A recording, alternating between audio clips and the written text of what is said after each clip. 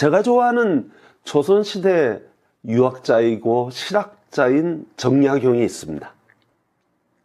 제가 만든 정약용에 관한 유튜브를 여러 개 만들었는데 많은 분들이 그걸 좋아하시더라고요. 그래서 오늘 이 정약용 이야기 한 번 더 해보려고 합니다. 조선시대 최고의 실학자이며 개혁가인 다산 정약용은 반대파가 정권을 잡자 숙청을 당합니다. 그는 정조 임금 밑에서 전성기를 누렸지만 그 임금이 죽은 후에 그만 18년간 전라도 강진에서 유배 생활을 합니다. 보통 유배를 당하면 사람들이 굉장한 실망, 절망에 빠져서 술을 가까이 하고 삶을 거의 포기하는 사람들이 있는가 하면, 또 어떤 사람들은 그걸 기회로 삼아서 열심히 누가 알아주든 몰라주든 공부하는 사람이 있었는데 다산 정약용이 바로 그러했습니다. 강진 사람들은 정치범으로 내려온 다산 정약용을 처음에는 멀리하였지만 점차 그의 인격에 감화되기 시작했습니다. 시골 마을에서 그래도 행색계나 하던 마을의 아전들, 여러분 아전들 아십니까? 이방이라고도 하죠. 왔님 이러는 사람들이요. 그 사람들이 자기 아들들 교육을 다산 정약용에게 맡겼습니다. 당대 최고의 학자에게 아들을 맡기면 훌륭한 학자가 될 뿐 아니라 한양에 올라가서 과거 시험에도 합격할 것을 가문을 이름을 드높일 것을 기대했습니다. 그러나 시골 마을 아전들의 자녀는 하나같이 다 그저 그런 학생들이었습니다. 다산은 그런 아이들을 모아놓고 자신이 직접 교재를 만들어 가면서 체계적으로 그들을 가르쳤습니다. 자신이 공부하던 방법을 그대로 전수했습니다. 그렇게 해서 만들어진 것이 다산 학당입니다. 18년 동안 유배 생활을 하면서 다산과 그의 제자들은 약 500권의 책을 쓰게 됩니다. 그건 다산 한 사람만의 힘이 아니라 그의 제자들이 있었기 때문에 가능한 작업이었습니다. 그때 쓴 책 중에 유명한 책이 바로 목민심서입니다. 그가 길러낸 제자 중에 황상과 이항래라는 제자가 있었는데 단연 뛰어났습니다. 사실 황상은 우직한 농사꾼으로 뚝심 있게 한 길만 걸어가는 제자로 시에 능통했습니다. 이항래는 지혜롭고 빠른 판단력과 이해력을 갖추어서 모든 학문에 단연 최고였습니다. 그래서 이항래는 다산의 비서처럼 곁에서 보좌하고 책을 쓰는데 많은 도움을 주었습니다. 그는 다산이 유배에서 풀려나 한양으로 올라갈 때 다산을 직접 모시고 올라간 제자 중에 한 명이었습니다. 그런데 이항래는 출세하고 싶은 마음이 간절했습니다. 그는 과거 시험에 응시했습니다. 실력으로만 따지면 이항래는 단연 장원감이었습니다. 그러나 당시 과거 시험은 부정부패가 만연했습니다.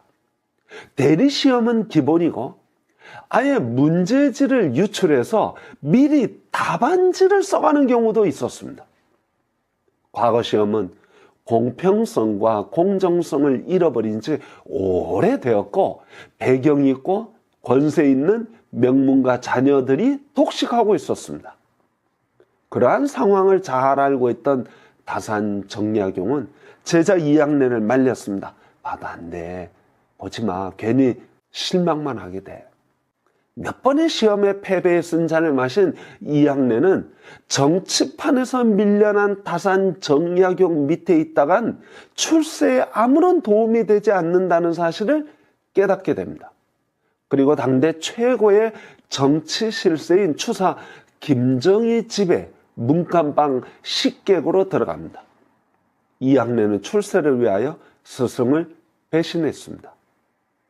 반면에 시에 탁월한 재주를 가졌던 황상은 서울로 올라가지 않고 시골에서 농사를 지으며 틈틈이 학문을 갈고 닦았습니다. 그는 마치 우직하게 밭을 가는 황소와 같았습니다. 걸음은 더디지만 한 발 한 발 뚝심 있게 걸어갔습니다. 스승이 서울로 떠난 지 18년 만에 황상은 그동안 갈고 닦은 실력을 선보일 겸 시를 몇 수 써서 스승을 찾아갑니다. 스승과 오랜만에 만남은 참으로 꿀처럼 달콤했습니다. 그러나 불행하게도 다상은 이미 너무 늙어 쇠약해질 대로 쇠약해졌습니다. 스승의 건강이 염려되었지만 또 강진에 농사 짓는 것을 두고 왔기 때문에 강진으로 내려가야 했습니다. 떨어지지 않는 발걸음으로 고향으로 돌아가던 황상에게 스승의 임종 소식이 들려옵니다. 그는 급히 돌아가 스승의 장례식을 치릅니다. 그 후 황상은 다산의 장남이었던 정학연과 의형제를 맺게 됩니다. 정학연은 황상의 시를 주위 사람들에게 알렸고 서울 장안에 그의 시가 퍼져나갔습니다. 시골 농사꾼이었던 황상의 시는 서울의 그 어느 학자들도 따라갈 수 없을 만큼 탁월했습니다. 그때 황상 나이가 58세였습니다. 그 황상의 시를 읽어본 추사 김정희는 단번에 그 시 속에 담겨있는 그의 인품과 학문을 알아보았습니다. 추사 김정희는 황상을 만나고 싶어 직접 강진까지 몇 번 내려갔지만 길이 엇갈려 만나지 못했습니다. 그 후 8년이 지나 황상이 66세가 되던 해 마침내 한양으로 올라온 황상을 추사 김정희가 만나게 됩니다. 그리고 자기 집으로 초대하여 그의 시 낭독회를 가지게 됩니다. 그 자리에는 당대 최고의 학자이며 영의정까지 지낸 권돈인도 참여하였습니다. 황상은 서울 장안에 혜성처럼 등장한 시인으로 유명세를 떨쳤습니다. 그는 벼슬을 탐하지 않았고 고고한 인품이 묻어나는 시인이 되었습니다. 추사 김정희는 황상을 자기 집에 귀빈으로 모시고 극진히 그를 대접했습니다. 그때까지 추사 김정희 집에 문간방 식객으로 머물던 이학래와 황상이 서로 만나게 됩니다. 28년 전 벼슬을 얻어보려고 스승을 배신하고 추사 김정희 집에 식객으로 들어간 이학래는 그때까지 과거에 급제하지 못하고 이름 없는 식객으로 눈칫밥이나 얻어먹고 있었습니다. 다산이 칭찬했던 두 제자의 운명은 정반대가 되었습니다. 한 사람은 당대 최고의 시인으로 존경받는 모습이 되었지만 다른 한 사람은 벼슬 한 자리라도 해보려고 이리저리 기웃거리는 이름 없는 식객이 되었습니다. 젊은 시절 총기 있는 눈은 다 사라지고 욕심으로 가득한 초라한 60대 노인이 된 이학래 어떤 생각을 했을까요?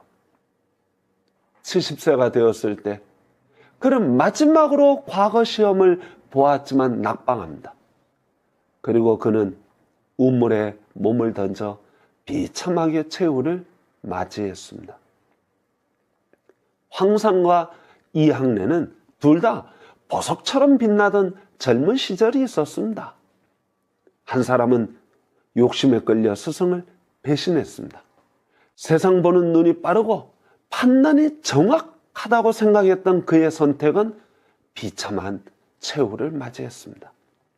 반면에 황상은 우직하게 시골에서 농사 지으며 스승이 가르쳐 준 대로 매일같이 공부에 전념했습니다.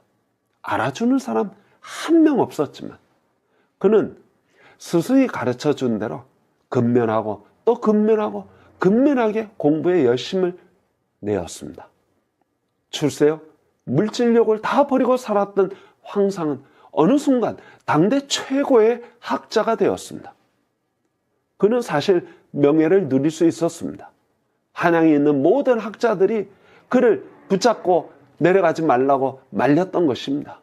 그러나 그는 그 명예욕도 버렸습니다.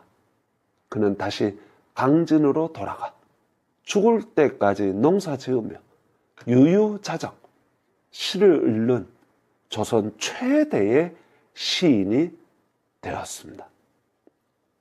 어떤 길이 더 좋고 훌륭한 길인지는 여러분들이 다 아시리라 믿습니다. 저도 그 길을 걸어가고 싶습니다. 감사합니다.